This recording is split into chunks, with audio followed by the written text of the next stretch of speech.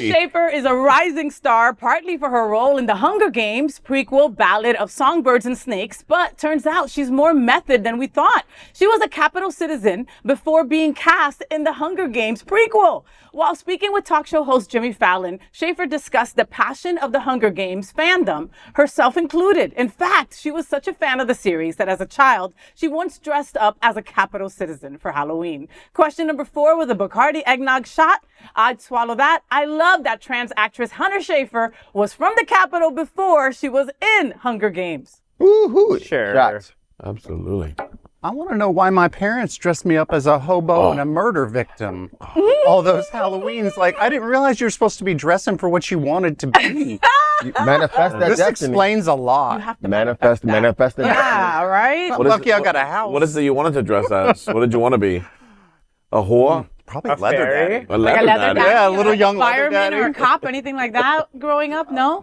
No. Vampire was a big one. No, I can And see I guess I vampire. did end up sucking. Yeah. Well, Oh. yes, you did. All right. So what else has this woman, you said that you saw her in something else, right? In Euphoria, I loved her. I didn't even know she was trans female, trans woman when the show came out. I just thought she was a really compelling character. Does it matter? Does it change how you think about the actor that like, oh, wow, she's a trans woman? It actually does Yes. change a little No, bit. I'm saying because we'll have to ask that to me. Trinity Daddy, you know? I Because screamed out loud. I'm sorry. Ask me all day long. So because when you're grew up in a certain experience and you were socialized as a male to be able to represent the female experience, I do think that like shows your ability as an actress as well as how you feel on the inside. well, she's a woman playing a woman, so I don't think it's far. Well, no, But I mean, in Euphoria, she was playing a trans girl. Oh, was she? Okay, Yeah, awesome. yeah. Yeah, but I mean, she probably was not socialized at 3 and 4 years old as a trans, where she's probably like, you're an effeminate boy, Yeah. and so have to be able to overcome that and stuff. But truth be told, I've never seen The Hunger Games. I heard it is a wonderful movie. But yeah, I love that idea. I've had full circle moments in my life when I thought, like, I looked at something on the television and I thought, like, all right, one day I want to be that way. And I tried and I tried. And I eventually got on the other side of the camera and I got to play. You said you wanted to be. I wanted to be when I was little, I wanted to be a concert violinist. And when I went to my first concert playing Beethoven 5, da-da-da-da, I watched that and I was like, I don't think I could ever do something like that. But you do something. Cut to 4 years later, and I was concertmaster of a symphony playing Beethoven 5, and I was like, man, dreams come true. All you gotta do is Manifesting. manifest it. Yeah. I listen, I'm so excited. I mean, I saw it the day that it came out. I was super excited. Actually, I didn't know that they were doing a movie for the prequel. I'd been like, I really want to watch Hunger Games again, because when the first movie came out, I was 10 years old.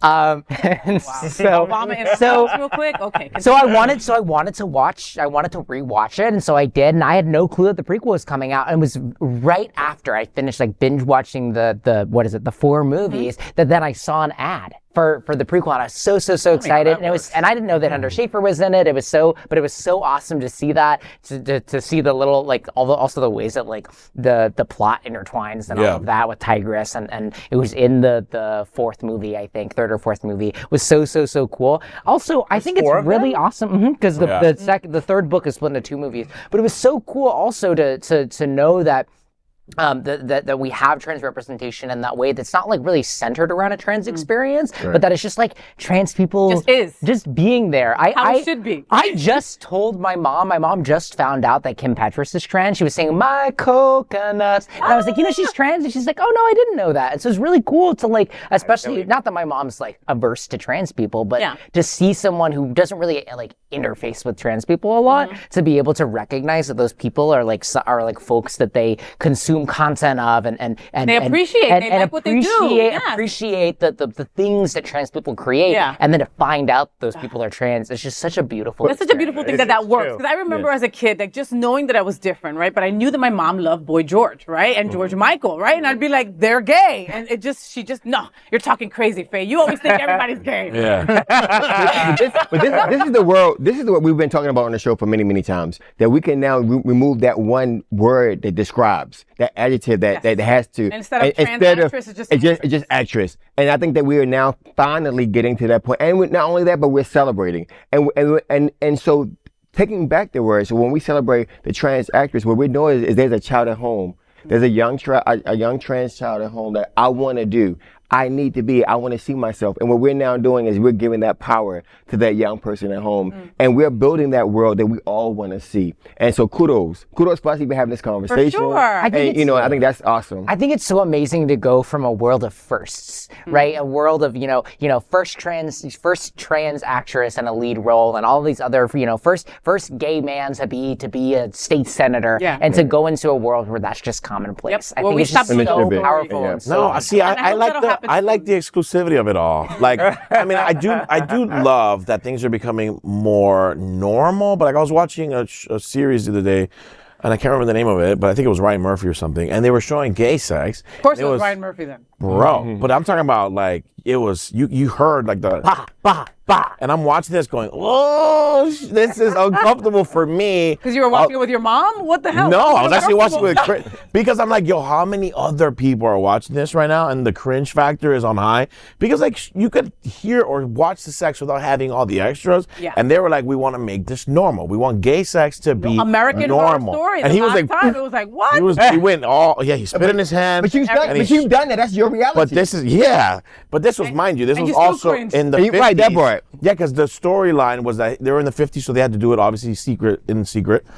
And so they were showing how he went into the guy's dorm room and they shut the door and they had to like put a pill in his face because he was going to fuck him really hard. Yeah, it was like, And muffle the sound. it was a lot. Yeah, it was a lot to take in. I'm like, I want to be normal too, but this is a bit much for even you. Plus, I Felt a little also exposed. love the exclusivity of like a trans actress because not a lot of people are doing it. So you got to know that this is a trans actress. This is not I got it. you know what I mean? Yeah. Or like a flowers. first, I or get just it, like for the Damien. first. Damien Pardo is now the first gay commissioner in the Yes, city congratulations, of. Yeah, Damien. congrats, Damien.